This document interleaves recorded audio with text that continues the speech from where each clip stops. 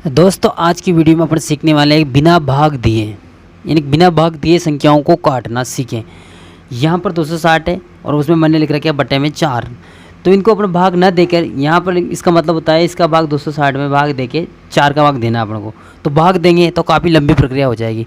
आज मैं आपको सीधा डायरेक्ट काटने का तरीका बता रहा हूँ, जिससे आप कुछ ही सेकंडों में डायरेक्ट सवाल को हल कर सकते हो। तो मैं सबसे पहले छोटी संख्या ले रखी है मैंने 4, तो 4 से अपने 260 को अपन काटेंगे, यानी कि जो इसमें भाग देंगे। तो सीधा तरीका, अगर लंबा तरीका होता तो अपन ऐसे भाग देते हैं यहाँ पर, जैसे कि अपन 260 में 260 यहाँ लिख दिया मैंने और इसमें अपन भाग देंगे 4 का, ठीक है। तो भाग देंगे तो काफ़ी लंबी प्रक्रिया हो जाती है भाग की, ठीक है। भाग देते हैं अपन तो भाग की काफ़ी लंबी प्रक्रिया हो जाती है, ठीक है। तो अपन इसको डायरेक्ट शॉर्ट करेंगे, तो वो कैसे? तो यहाँ पर 4 है और 260 ऊपर है, तो क्या करेंगे, पहले 4 2 में तो जाएगा नहीं, इसलिए 26 में डायरेक्ट 4 का भाग देंगे। तो कितनी बार जाता है? 6 चौका 24 अधिकतम, मतलब इस संख्या से के बराबर या इससे कम ही भाग देना है अपन को, ठीक है। काटते वक्त भी ये ध्यान रखनी है, जैसे कि भाग में देते हैं, भाग में भी यही चीज़ ध्यान देते हैं।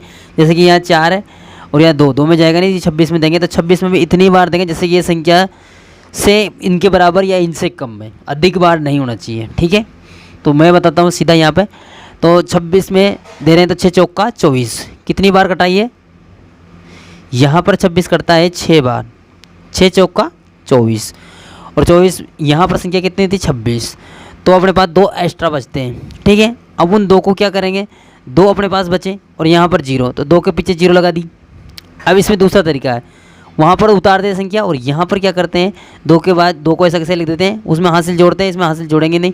यहाँ पर जो 2 बचते हैं इसको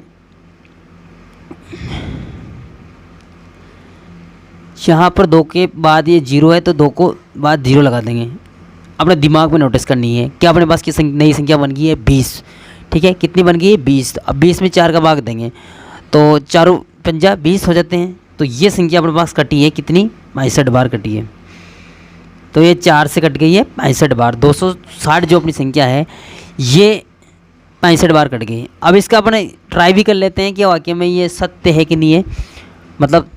तो यहाँ पर अपना भाग दे रखा है ये 4 260 में, जैसे कि अपन देंगे 26 में तो 6 चौका वही लिखना पड़ेगा अपन को 24। तो मैं आपको यहाँ डिटेल में बता देता हूँ थोड़ा सा, ताकि आपको अच्छे से समझ में आ सके। घटाएंगे तो कितना बचेगा? यहाँ पर बचता है 2, ठीक है। 6 में से 4 गया तो और 2 में से 2 गया तो कट्टा। अब अगली संख्या हमारे पास है 0, ठीक है। तो 5 चौक 20, यहाँ पर भी आ जाते हैं 65, ये लिख दिया मैंने 20, एक 0 से 0 क्रॉस, 0 ये 20 क्रॉस, ठीक है।